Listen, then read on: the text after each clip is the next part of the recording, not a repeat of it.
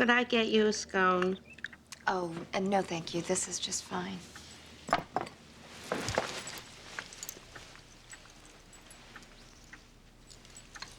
Rufus favored those cheap chocolate logs with the lard-filled centers, ate them by the ton. You wouldn't want a lard-filled log, would you? No, thank you, Mrs. Johnson. Good, because I don't keep them in my pantry now that he's gone. Break my heart to see them in there. You know, Mother's Day is coming up. He always sent me the most unusual gifts. Meat, mostly. I'm telling you, it was the sweetest tasting stuff I ever put next to my mashed potatoes. Tasted like chicken, only better. We really just want to ask you some questions about about Rufus. Rufus always said your names like it was one word. Lois Clark Kent. Like you were some joined at the hip, singular burr in his breeches. Didn't I hear that you two are supposed to be getting... Mrs. Johnson, if we could just stay on track. Right.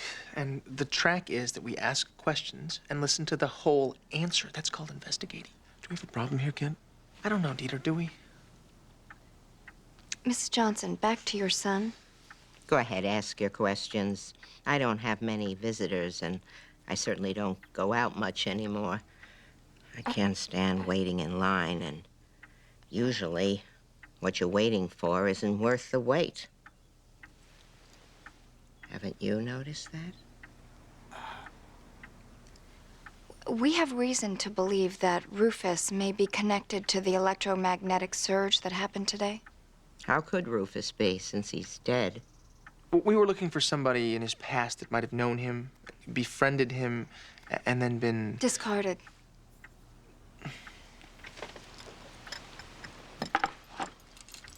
Rufus didn't have any friends. Not a single little pal. He didn't have the time for all that.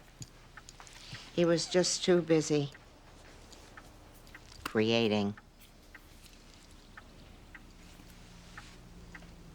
He loved the classics. Yes, I can see that. Who's the boy? Him? Doesn't matter.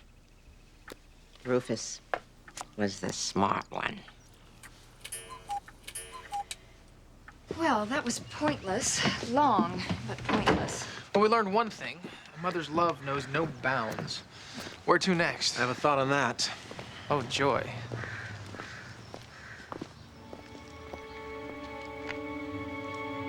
Murderers. Mother, who was at the door? The people who got your brother killed.